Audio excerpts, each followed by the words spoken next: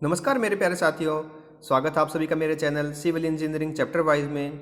आज की वीडियो में हम डिस्कस करने वाले हैं रेलवे ट्रैक को डिज़ाइन करने से पहले वहाँ पे जो इम्पोर्टेंट सर्वे होते हैं वो कौन से होते हैं।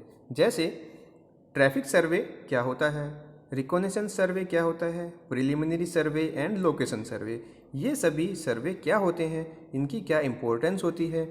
ओके, तो इन सभी सर्वे के बारे में हम इस वीडियो में डिस्कस करने वाले हैं। तो आइए स्टार्ट करते हैं आज की वीडियो को स्टार्ट करने से पहले अगर अभी तक आपने मेरे channel civil engineering chapter wise को सब्सक्राइब नहीं किया तो प्लीज़ सबसे पहले आप सब्सक्राइब कीजिए, साथ ही साथ बेल आइकन को आप जरूर प्रेस कीजिए ताकि मेरे आने वाली सभी वीडियोज़ का नोटिफिकेशन आपको मिल सके और आप इन सब का बेनिफिट ले सकें।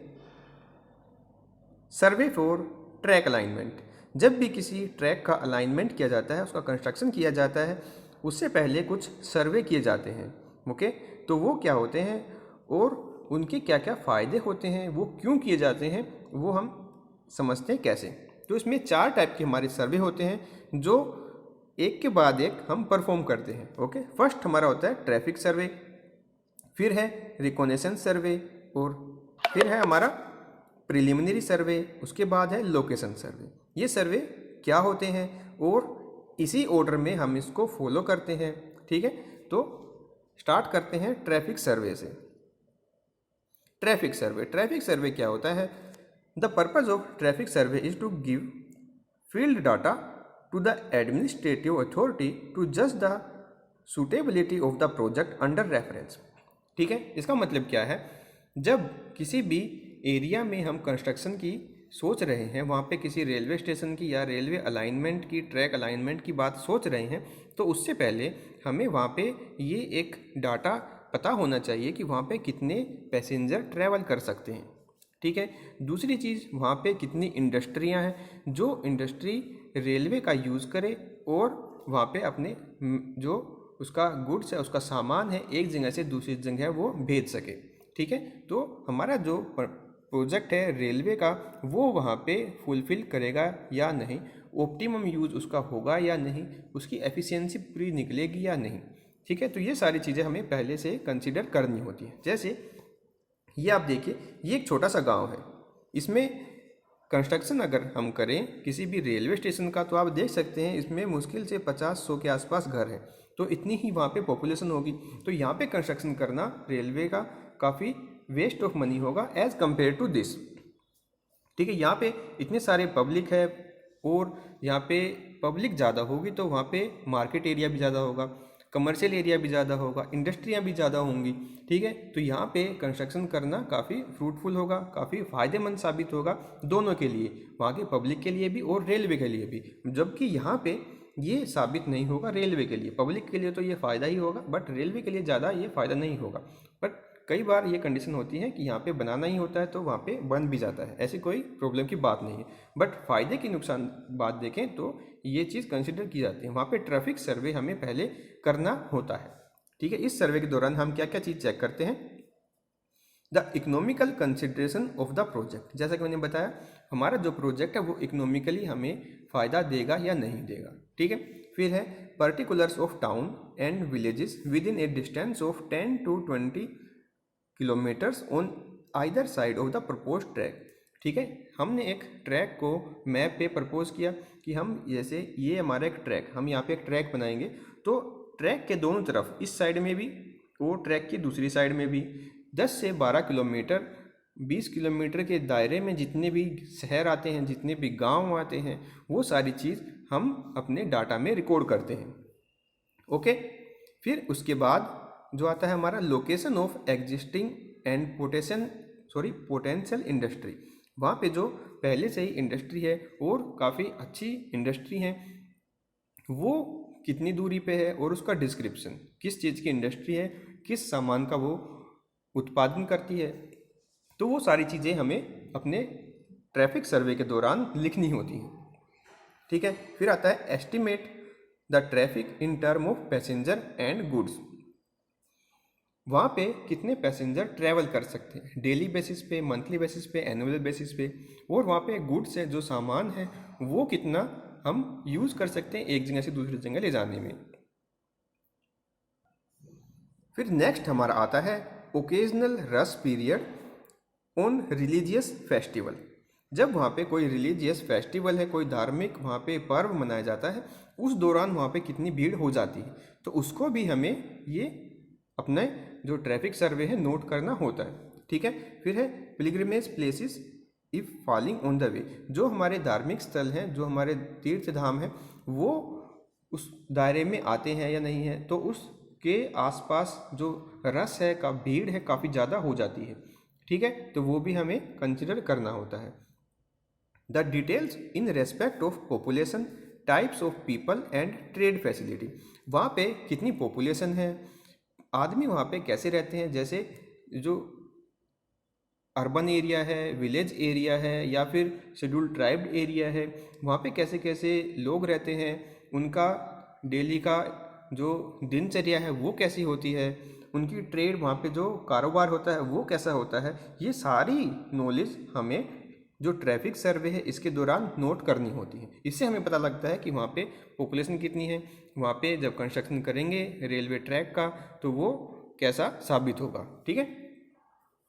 फिर आता है हमारा रिकॉग्निशन सर्वे। रिकॉग्निशन सर्वे क्या होता है, जैसे आप ये देख रहे हैं फोटो में, इसमें एक टैबलेट के अंदर हम ये जो ड्रोन है इसकी मदद से फ़ोटो ले रहे हैं, एरियल फ़ोटो, हवा से फ़ोटो लिए जाते हैं उस एरिया के, और हमें पता लग जाता है कि वहाँ पे कितने जो पौंड है, तालाब हैं, वहाँ पे कितनी पहाड़ है, कोई अगर फॉरेस्ट एरिया है वो कितने हैं, कोई जो खाई है वो कितनी है, नदियाँ हैं वो कितनी हैं। तो ये सारी चीज़ें हमें एरियल फोटोग्राफी से पता लग जाती है। ओके, तो इसमें क्या होता है, location of natural features such as ridge, valley, stream, rivers, इन सभी चीज़ों के बारे में हमें एरियल फोटोग्राफी से पता लग जाता है। ठीक है। सोइल क्लासिफिकेशन, यहाँ पे जो मिट्टी है किस टाइप की मिट्टी है वो हमें पता लग जाती है। Existing water resource along with the minimum and maximum discharge. ठीक है, यहाँ पे जो पानी के स्रोत हैं वो कितने हैं, उनकी मिनिमम और मैक्सिमम डिस्चार्ज कैपेसिटी कितनी है, वो सारी चीज़ हम पता करते हैं रिकॉग्निशन सर्वे के दौरान। ओके। टोपोग्राफी ऑफ एरिया, उसका टोपोग्राफी है एरिया का वो पता करते हैं। Approximate elevation of the area along with propose track. Okay, जिस लाइन पे या जिस ज़मीन पे हम अपना ट्रैक बनाने वाले हैं, प्रपोज करने वाले हैं, उसका अप्रोक्सीमेट जो लेवल है वो कितना है। ठीक है, जो सारी चीज़ें, जो सारा डाटा है हम इकट्ठा करते हैं। ओके। फिर आता है हमारा प्रीलिमिनरी सर्वे। सबसे पहले हमारा जो सर्वे होता है रिकॉग्निशन सर्वे के बाद, उसको बोलते हैं प्रीलिमिनरी सर्वे। ओके, इसमें क्या करते हैं, जो हमारा एरिया है, जैसे ये फोटो देखिए आप, मैप है ये, इसमें हम अलग अलग जो सूटेबल हमारी लोकेशन है वहाँ पे ट्रैक को प्रपोज करते हैं कि हम, जैसे आप देखिए ये ग्रीन और एक रेड, दो टाइप के हमने ट्रैक को यहाँ पे प्रपोज किया है। अब जो भी यहाँ पे सूटेबल होगा, कम खर्चा होगा और ज़्यादा से ज़्यादा इसका यूज़ होगा, उसको हम कंस्ट्रक्ट करेंगे। ठीक है। The number of possible alignments is reduced to a few alternative alignment. ठीक है, तो इसमें कुछ अल्टरनेटिव अलाइनमेंट्स हम चूज़ करते हैं, प्रपोज करते हैं। The sequence of field work and office work involve in finalising the preliminary survey is given. ठीक है, तो जो हम प्रपोज करते हैं अलग अलग ट्रैक को अलग अलग लोकेशन पे, तो फील्ड डाटा और ऑफिस वर्क दोनों को मिला के हम चेक करते हैं कि कौन सा ट्रैक हमारे लिए सबसे ज़्यादा सूटेबल साबित होगा। अब देखते हैं फील्ड वर्क। फील्ड वर्क क्या होता है, a traverse is prepared covering a strip of 100 to 150 metres width on either side of the alignment. Okay, जैसे ये ग्रीन हमारी अलाइनमेंट है, हमने क्या किया, 100 से 150 मीटर इस तरफ, 100 से 150 मीटर इस तरफ ट्रैवर्स किया। ठीक है, ट्रैवर्स के बारे में आप सर्वे में पढ़ चुके होंगे, नहीं पढ़ा तो मैं उसके बारे में अलग से बताऊंगा। ठीक है, ट्रैवर्स की और जितनी भी डिटेल्स हैं हमारे इसके ट्रैक के आसपास, वो सारी हमने उसमें इकट्ठा की। ठीक है, फिर है डिटेल्स ऑफ लेवल्स। जो ट्रैक है हमारा उसके आसपास 100 से 150 मीटर के दायरे में जितनी भी हमारे लेवल हैं, जितनी भी डिटेल्स हैं, कोई रेजिडेंशियल एरिया है, कोई कमर्शियल एरिया है, कोई फॉरेस्ट एरिया है, नदियां हैं, तालाब है, वो सारी चीज़ें हमें रिकॉर्ड करनी होती हैं फील्ड वर्क के दौरान। ठीक है, फिर है detail of crossing of reverse and stream. जो अभी बताया मैंने, जितनी भी नदियाँ नाले उसके आसपास उसको क्रॉस करते हैं, उन सभी की डिटेल्स हमें फील्ड वर्क के दौरान नोट करनी होती है। अब सारी फील्ड डिटेल हमारे पास है। अब हम क्या करेंगे, ऑफिस में बैठ के इसका डिज़ाइन करने की कोशिश करते हैं। ठीक है, जो लॉन्गिट्यूडनल सेक्शन है हम उसको डिज़ाइन करते हैं कि वो किसी पॉन्ड के आसपास ना हो, किसी नदी नाले के आसपास ना हो, और जो क्रॉस कर रहा है उसका भी हम एलिवेशन और जो डिज़ाइन है वो करते हैं। जैसे ये देख सकते हैं, एक ट्रैक का जो विड्थ है, इतनी विड्थ उसकी होनी चाहिए, रेल इसके ऊपर ट्रैवल करती है, रेल्स हैं। ठीक है, तो ये कैसे होगा, इसका डिज़ाइन क्या होगा, ये सारी चीज़ हम ऑफिस वर्क में करते हैं। ठीक है, profile of crossing of river, stream, canals and rail road crossing. ठीक है, जो बीच में नदियाँ आती हैं, नाले आते हैं, कैनाल्स आती हैं, रेल रोड्स आती हैं, क्रॉसिंग आती है, उन सबको हम ऑफिस वर्क में बैठ के अच्छे से सोल्व आउट करते हैं। जैसे आप देख सकते हैं, ये एक रेलवे ट्रैक है और इसके नीचे से एक नदी बह रही है। तो ऐसे सिचुएशन में हमें देखना होता है मिनिमम और मैक्सिमम इसकी जो नदी है इसकी चौड़ाई कितनी हो सकती है। ठीक है, जो स्कोरिंग इसकी वेलोसिटी होती है, जो कटाई होती है, पानी जब स्पीड से बहता है तो वो इसके जो बैंक है कितना काट सकता है, उसको कितना हार्म दे सकता है। तो ये सारी चीज़ें हमें कंसिडर करनी होती हैं। ठीक है, फिर आता है लेंथ ऑफ ट्रैक, इसकी लंबाई कितनी होगी ट्रैक की। Ruling and excessive gradient, gradient होती है ढलान, इसका स्लोप, वो हम कितना इसमें दे सकते हैं। Cost of subgrade and formation equipments, जो सबग्रेड है इसका जो मिट्टी सबसे नीचे वाली हमारी लेयर होती है मिट्टी की, वो कितनी कॉस्टली हमें पड़ेगी। ठीक है, जो फॉर्मेशन जो इक्विपमेंट्स हैं, जो हैवी इक्विपमेंट्स यहाँ पे ज़रूरत होती है, उनका खर्चा कितना होगा। तो वो सारी चीज़ हम कैलकुलेट करते हैं बैठ के ऑफिस में। ठीक है, ये होता है हमारा ऑफिस वर्क। फिर आता है लोकेशन सर्वे। अब आता है फाइनल जो हमारा पार्ट है, फाइनल स्टेप है लोकेशन सर्वे।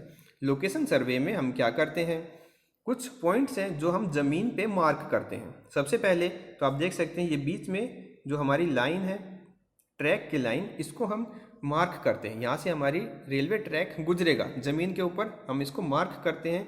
या तो चूने से कर सकते हैं, या फिर हमारे पैक्स होते हैं लकड़ी के, उनसे हम इसको मार्क कर सकते हैं। ठीक है, सेंटर लाइन को।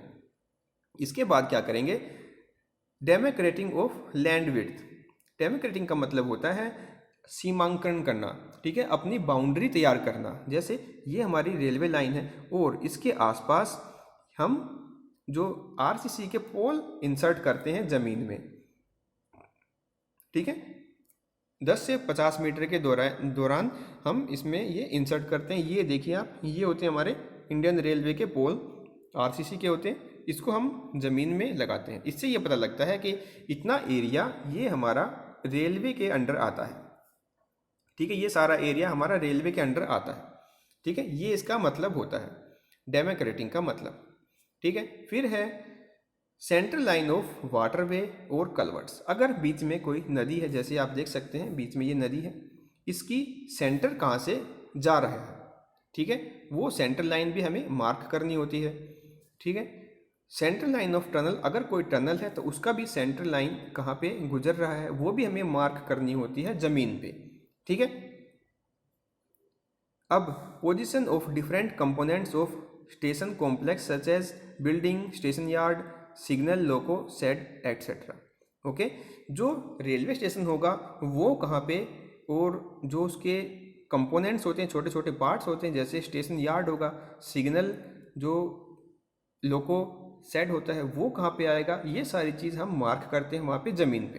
ठीक है, geological data along with alignment, this is obtained by taking boring wherever the natural ground is change. अगर एक जगह पे मिट्टी दूसरी है, कुछ दूरी पे जाके मिट्टी दूसरी हो रही है, तो वहाँ पे हम क्या करते हैं, बोरिंग करते हैं, बोर होल करते हैं और नीचे से मिट्टी को निकाल के देखते हैं और उसकी प्रॉपर्टी क्या होती है, उसके बेसिस पे हम फिर डिज़ाइन करते हैं वहाँ की फाउंडेशन का। ठीक है, HFL और LWL। HFL होता है हाई फ्लड लेवल और लो वाटर लेवल।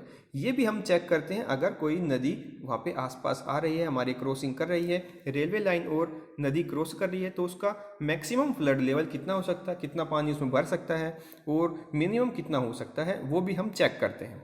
ठीक है, current velocity of, current velocity क्या होती है, जो पानी बह रहा है उसकी स्पीड, उसको बोलते हैं करंट वेलोसिटी। ये कोई बिजली का करंट नहीं है, ये करंट है जो पानी की स्पीड है। उसकी वेलोसिटी। स्कोर डेप्थ क्या होती है, जो पानी की स्पीड से मिट्टी कटती है तो वो अपने साथ खड्डा बना देती है वहाँ पे, उसको बोलते हैं स्कोर। ठीक है, स्कोर डेप्थ। मैक्सिमम डिस्चार्ज, सबसे ज़्यादा कितना वो डिस्चार्ज कर सकती है, ठीक है, कितना पानी की अमाउंट वो अपने साथ लेके आ सकती है नदी, तो वो सारी चीज़ डाटा हम रिकॉर्ड करते हैं अपने लोकेशन सर्वे के दौरान। फिर है type of foundation to be adopted. अगर वहाँ पे नदी है तो वहाँ पे किस टाइप की फाउंडेशन हमें बनानी होगी, वो सारा डाटा हम इकट्ठा करते हैं और उसके बाद ही किसी अलाइनमेंट को वहाँ पे फाइनल करते हैं। ओके, तो उम्मीद करता हूँ आपको समझ आया होगा। अगर आपको समझ आया, अच्छा लगे तो कमेंट करके मुझे बताइए, लाइक कीजिए, शेयर कीजिए, सब्सक्राइब कीजिए। जय हिंद मेरे दोस्तों।